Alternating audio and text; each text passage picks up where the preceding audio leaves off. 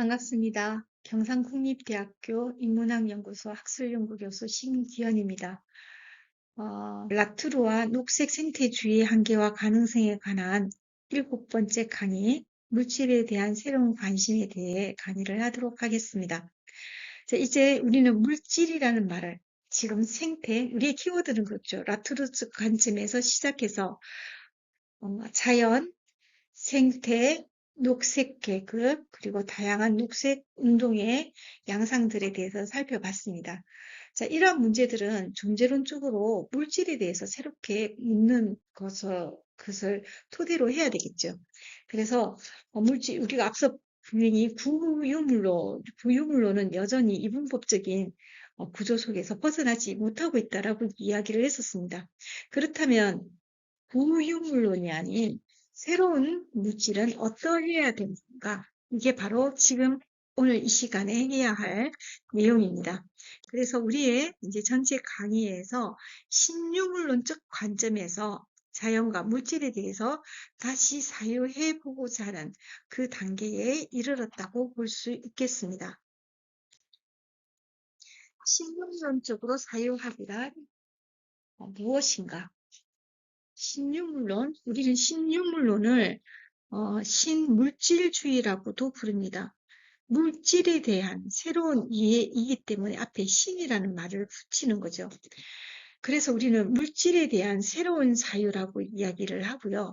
물질을 있는 그대로 드러낸다는 점에서 이러한 신유물론은 현상학적 방법으로 이해되어도 무방하다는 생각이 듭니다. 현상학은 후슬에 의해서 시작된 새로운 학문적 사조였고, 이러한 현상학은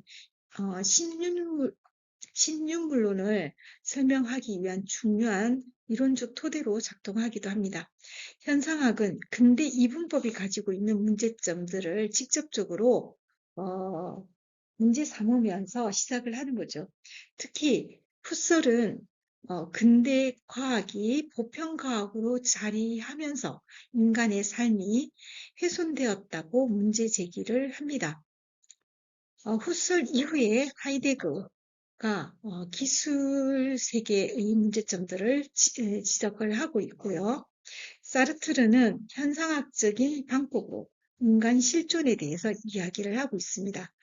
메르로퐁티는 몸의 문제를 다루고 있죠. 그동안 현상학이 후술 이후로 의식 또는 자아에 집중을 했다면 메르로퐁티는 현상학적인 방법은 지각의 문제에서 출발하지 않으면 안 된다라고 이야기를 합니다. 그래서 지각에 대해서 새롭게 해석하고 몸에 대해서 새롭게 해석을 하게 되는 거죠. 메르로폰테에게 있어서 지각은 이성적인 판단의 영역이 아니라 몸의 영역이 되는 거예요. 그래서 몸과 지각은 같은 개념이 되고, 또한 이 몸은 물질성을 가지고 있기 때문에 이때의 물질성은 몸이 근대적 몸이 아닌 것과 마찬가지로 새로운 물질로 이해되는 거죠. 그렇기 때문에 우리는 물질에 대한 새로운 사유의 디딤돌로 메르로폰티의 몸 개념을 가지고 오게 됩니다. 그런데 우리는 다시 이 부분에서 고려해야 될 아주 중요한 부분이 있죠. 몸이 뭔가라는 거예요. 그리고 이 몸은 인간만이 가지고 있는 건가라고 물어야 되는 거죠. 몸은 인간만이 가지고 있는 게 아니에요. 이미 데카르트가 근대 이분법적 구조 속에서 몸이라고 하는 기계 속에 인간의 영혼이 담기는 것처럼 이야기했듯이 인간의 영혼은 인간 몸 외에 컴퓨터 속에 업로드 되기도 하고 또는 인형의 몸 속에 들어가기도 하겠죠. 근대적 논리에 따르면. 이처럼 제가 여기서 말을 하려고 하는 게 뭐냐면 이렇게 몸은 인형이기도 하고 컴퓨터이기도 하고 인간의 이 몸이기도 한다라는 말을 하기 위해서예요. 이 몸은 인간의 영혼 또는 무언가 영혼이 들어와서 움직이는 것이 아니라 그 몸 자체가 이미 생동성을 가지고 있다. 정신에 의해서 생기를 얻는 것이 아니라 물질 자체인 몸 자체가 바로 생명을 가지고 있다는 거예요. 그런데 이 몸은 인간 몸만이 아니라 사물조차도 몸이라고 이야기를 하는 거죠. 그래서 사물에는 정신이 없기 때문에 사물은 수동적인 것이 아니라 그 몸은 이미 몸으로서 몸 그 자체로 생명력을 가지고 있다라고 우리가 본다는 거예요. 그래서 우리는 인간 몸, 자연 몸, 자연 몸이라고 얘기했지만 사실 이렇게 이분화시키는 것도 문제가 있겠죠. 그래서 사물 몸, 이것도 문제가 있으려나요? 안 그러면 뭐라고 얘기할까요? 마우스 몸, 컴퓨터 몸, 마이크 몸 등등 이렇게 모든 물질성에 대해서 몸이라고 붙여보면 어떨까 하는 생각이 듭니다. 중요한 것은 몸은 물질성을 가지고 있다는 점, 이게 가장 중요하고요. 또 이 몸은 인간 몸만을 이야기하지는 않는다라는 것이 두 번째로 중요하죠. 즉 존재하는 모든 것은 몸을 가지고 있습니다. 그렇죠? 몸이란 무엇일까? 그래서 우리는 이 문제를 신유물론적으로 접근하지 않을 수 없게 되었습니다. 몸은 드러나 있습니다. 그래서 현실태인 몸이죠. 하지만 이 몸은 언제나 변화의 과정 속에 있기 때문에 동시에 잠재적이기도 합니다. 잠재적인 몸은 매 순간 현실태로 드러나는데 이 현실태로 드러난 이 상황이 바로 객체화되어 가는 과정이라고 볼 수가 있습니다. 여기에서 우리는 또 중요한 철학자 한 명을 거론해야 되겠는데요. 심흥동이죠.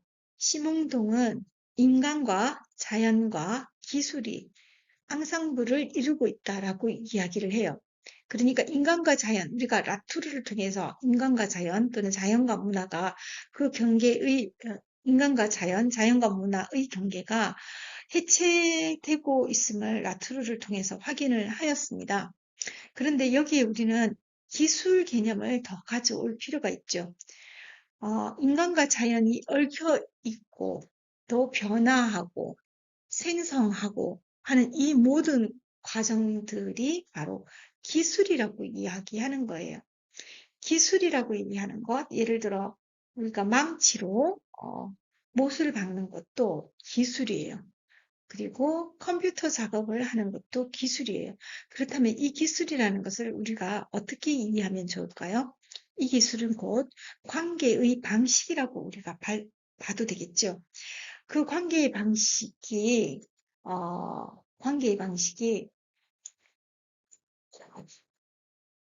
다른 존재를 수단화하느냐 아니면 연대하느냐에 따라서 좋은 기술이 되기도 하고 나쁜 기술이 되기도 할 거예요. 이것이 우리가 지난 시간에 얘기했던 관계의 윤리와도 맞닿아 있는데요. 이 기술은 곧 관계이고 이 기술은 윤리적 관점에서 접근되어야 된다고 볼 수 있겠습니다. 그래서 이러한 인간과 자연과 기술의 앙상블로 드러나는 존재인 인간은 바로 관계적 실제가 되는 거죠. 이러한 관계적 실제는 이미 캐런 바라드에게 있어서 행위적 실제라는 개념으로도 설명이 되는 건데요. 메르로ponti에게 있어서도 몸은 늘상 관계 맺고 있기 때문에 이미 그런 얘기가 있었잖아요. 우리는 사물과의 관계를 통해서 서로가 서로를 확장시켜 가고 있다. 근데 이 확장이라는 말을 얽힘을 통해서 변화시키고 있다라는 말로 우리가 이해도 무관하다고 보여집니다. 그래서 관계적 실제이고 인간 몸과 자연 몸이라고 우리가 분리하는 것은 어떤 보편 개념 혹은 본질 개념을 염두에 두고 얘기하는 것이 아니라 그 몸의 개별성, 몸의 고유성을 언급하기 위해서이고 이런 고유성과 개별성은 실체라는 개념과는 전혀 다른 의미에서 개체들의 차이, 이 차이가 있어야만이 바로 우리는 관계 맺음의 방식을 설명할 수가 있고 또 윤리를 설명할 수 있게 되는 거죠. 그렇기 때문에 이렇게 자연몸, 인간몸으로 나누게 되는 겁니다. 하지만 이 몸은 기술화된 몸이고 이 몸이 자연이라면 이 자연은 또 기술화된 자연이라고 볼 수가 있겠죠. 이래서 우리는 모든 관계가 얽힘의 관계이기 때문에 이 얽힘은 종과 같은 종끼리 동종의 관계가 아니라 이종 간의 관계라는 점에서 하이브리드적 존재라고 볼 수가 있습니다. 우리는 하이브리드를 혼종적 또는 복합적이라고 봐도 되겠죠. 지금 제가 안경을 쓰고 있습니다. 이 안경을 쓰고 있다는 것은 제가 기술 또는 기계와 조화를 이루고 있다는 말이고, 이로써 우리는 내가 심지어는 하이브리드적 존재가 되는 거죠. 마찬가지로 저는 컴퓨터 모니터를 보면서 강의를 하고 있습니다. 만일에 제가 이렇게 줌으로 강의를 하지 않는다, 이렇게 동영상으로 강의를 하지 않는다면 현장에서 강의를 하게 될 테고, 또 태도 또한, 목소리 또한 다르게 될 거예요. 제가 무엇과 관계 맺느냐에 따라서 저의 반응은 달라지게 되는 거죠. 지금 현재 제 앞에 마이크를 둔 것은 주변의 소음으로부터 강의를 깔끔하게 만들기 위한 장치가 되겠죠. 만일에 이 공간이 아주 조용했다면 저는 이 마이크를 사용하지 않아도 될 거예요. 그래서 우리는 매 순간 어떤 것과 누구와 어떤 관계를 맺느냐에 따라서 나는 다른 존재가 될 것이고, 그리고 얽혀 있다라는 그 자체로 우리는 하이브리드적이다라고 이야기를 할 수가 있습니다. 자, 이제 몸에 대해서 이야기를 했는데, 몸의 얽힘, 몸의 관계 맺음은 어떤 원리로 가능한가, 이런 부분에 대해서 이야기하지 않을 수 없게 되었습니다. 우리는 이걸 몸의 힘이라고 이야기를 해볼 수가 있는데요. 제인 베넷이 사물 권력이라고 얘기한 것과 연결해서 이해할 수가 있겠습니다. 사물들은 각자 자기만의 힘을 가지고 있다는 것이고, 이러한 힘들이 다른 사물과 연결할 수 있는 가능적 계기라는 것이죠. 여기에서 배치의 문제가 생깁니다. 자, 어떻게 배치할 것인가에 따라서 어떤 존재가 될 것인가가 되는 거고, 그래서 제인 베넷은 이러한 유물론을 생기적 유물론이라고 이야기합니다. 우리가 이제 현실태, 앞서 이 앞장에서 현실태인 몸을 이야기했었고, 우리는 현실태이지만 동시에 잠재태라고도 이야기를 했습니다. 하지만 여기에서 잠재태란 아리스토텔레스적인 의미에서의 가능태는 아니에요. 가능태는 씨앗을 품고 있는 거거든요. 본질주의적이라는 거예요. 그것이 닭은 닭의 본질을 품고 있고, 새싹은 새싹의 본질을 품고 있는 거죠. 그것이 아닌 다른 것이 나타날 가능성은 없다는 거예요. 하지만 신유물론에서 말하는 잠재태는 무엇이든 될 수 있는 것, 무언가가 될 수 있는 게 아니라 그것이 무엇이든 될 수 있는 것을 이야기한다는 점에서 아리스토텔레스적인 잠재태와는 엄격하게 구별이 된다는 것을 우리가 알 수가 있습니다. 물질 자체의 능동적인 힘은 생동하고 생성하고 변신하는 몸의 힘으로 가능해진다는 거죠. 자, 우리는 또 아펙투스라고 하는 개념을 좀 눈여겨볼 필요가 있겠습니다. 아펙투스의 의미는 뭘까요? 아펙투스는 감정, 기분, 정서, 욕정을 의미합니다. 감정을 가지고 있다는 것, 수동적인 것이 아니라 물질이 어떻게 자기 자신을 드러내는가, 즉 충동하는 힘이라고 봐도 좋겠습니다. 이성 중심주의에서는 이 아펙투스를 긍정적인 의미로 보진 않았을 거예요. 어쨌든 아펙투스에 의해서 몸과 몸은 서로 얽힌 상태가 될 수 있다. 이 아펙투스는 감정, 기분, 정서이지만 또 다른 의미로는 힘이 될 수 있다라는 거죠. 그래서 나의 몸은 생동하는 힘을 가지고 있고 감각할 수 있다라고 이야기가 되는 거죠.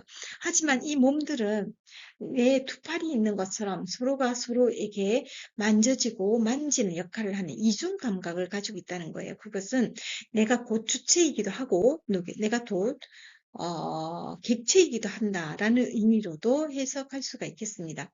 그래서 이 이중 감각의 몸은 바로 연결하는 몸으로 이해될 수 있는 거죠. 오늘 강의의 마지막 개념, 코나투스를 살펴보겠습니다. 우리가 강의를 시작할 때 스피노자의 코나투스가 자연의 능동성을 설명하는 좋은 계기로서 작동한다라고 이야기를 했던 바 있습니다.